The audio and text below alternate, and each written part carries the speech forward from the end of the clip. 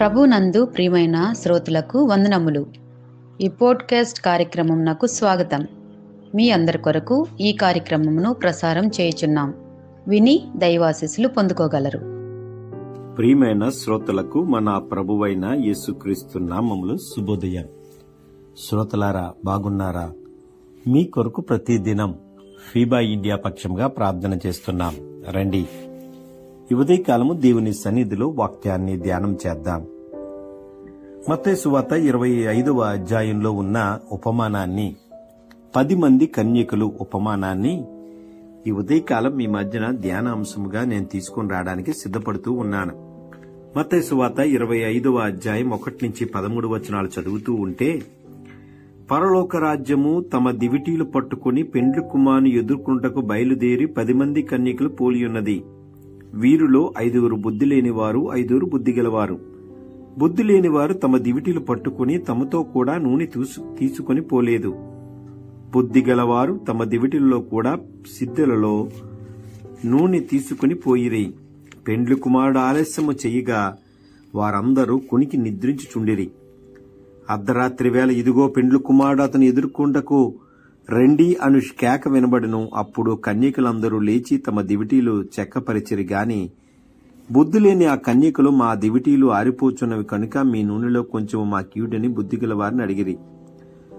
అందుకు బుద్ధిగల కన్యకులు, మాకును మీకును ఇది చాలదేమో, మీరు అమ్మవారి వద్దకు పోయి కొనుక్కొనిరని చెప్పిరి. వారు కొనుక్కోపోచుండగా పెండ్లి కుమారుడు వచ్చెను. అప్పుడు సిద్ధపడి ఉన్నవారు అతనితో కూడా పెండ్లి విందుకు లోపలికి పోయిరి.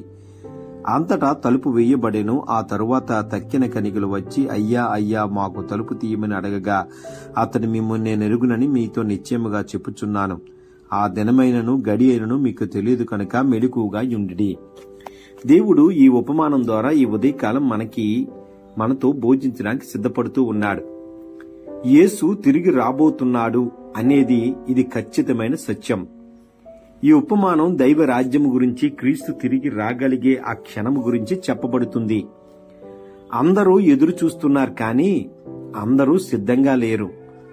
10 మంది కన్యకులు వేచి చూస్తున్నారు, కానీ 5 మాత్రమే బుద్ధిమంతులు. బుద్ధిమంతులు కన్యకులు సిద్ధంగా ఉండటంతో ప్రవేశించగలిగారు.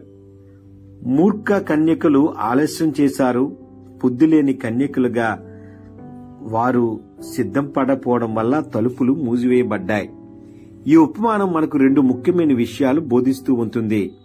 సిద్ధంగా ఉండడం అవసరం, సిద్ధంగా ఉండడం వ్యక్తిగత బాధ్యత.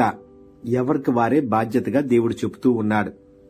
అయితే ఈ ఉపమానాన్ని మన జీవితానికి ఎలా అన్వయించుకోవచ్చు? యేసు ఎప్పుడు వస్తాడో మనకు తెలియదు, కాబట్టి మనం సిద్ధంగా ఉండాలి. మన ఆధ్యాత్మిక జీవితాన్ని రోజు పరిశీలించుకోవాలి. రెండవది, ఆత్మ పరిమళం ప్రతి క్రైస్తవుడి వ్యక్తిగత జీవితం. దేవుని వాక్యంతో, ప్రార్థనతో, పరిశుద్ధాత్మతో నిత్య జీవం పొందడానికి సిద్ధపడాలి. మూడవది, ఇతరుల జీవితాన్ని అనుసరించడం కాకుండా మన సిద్ధతను మనమే సరిచేసుకోవాలి, చూసుకోవాలి. ఆత్మీయ ఆలస్యం, విశ్వాసంలో నిర్లక్ష్యం అనేది తలుపు మూసే ప్రమాదానికి దారితీస్తుంది. ఆత్మీయ ఆలస్యం వద్దు, విశ్వాసంలో నిర్లక్ష్యం వద్దు. ఏ గడియ దేవుడు వస్తాడో మనకి తెలియదు, కాబట్టి సిద్ధపడి ఉండాలి. 5వది, ఆయన వాక్యాన్ని రోజు ఆచరించడం ద్వారానే మనం దేవుని యొక్క ఆత్మను నింపుకోవచ్చు. దీని ద్వారా వచ్చే రిజల్ట్, ఫలితం ఎలాగుంటుందంటే, బుద్ధిమంతులు సిద్ధంగా ఉండడం వల్ల దేవుని రాజ్యంలోకి ప్రవేశిస్తారు. బుద్ధిహీనులు, మూర్ఖులు సిద్ధపడకపోవడం వల్ల బయటపడతారు. తలుపులు మూయబడతాయి, బయటే ఉండిపోవలసిన స్థితి రావచ్చు. ఈ ఉపమానం ద్వారా స్పష్టంగా దేవుడు మనకి హెచ్చరిస్తున్నాడు. ఏమనంటే, సిద్ధంగా ఉండండి. మత్తయి సువార్త 25:13 ఉన్న మాట.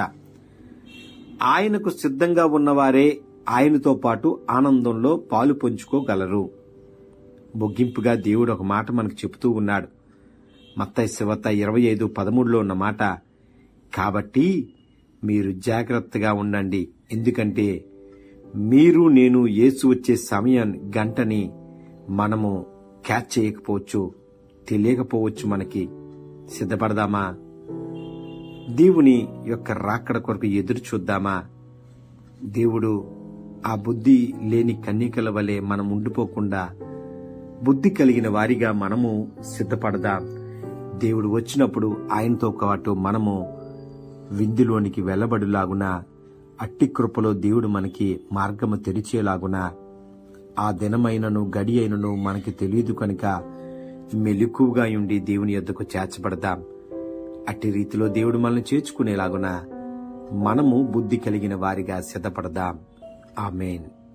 ఈ కార్యక్రమమును గూర్చి మీ సలహాలు మరియు మీ ప్రార్థనా అవసరతల కొరకు మమ్మను సంప్రదించవలసిన మా ఫోన్ నంబర్ 9485508539 మరియు ఈమెయిల్ ఐడి info@fibaonline.org. మా ఫోన్ నంబర్ మరొకసారి 9480585039. Email ID info@fibaonline.org.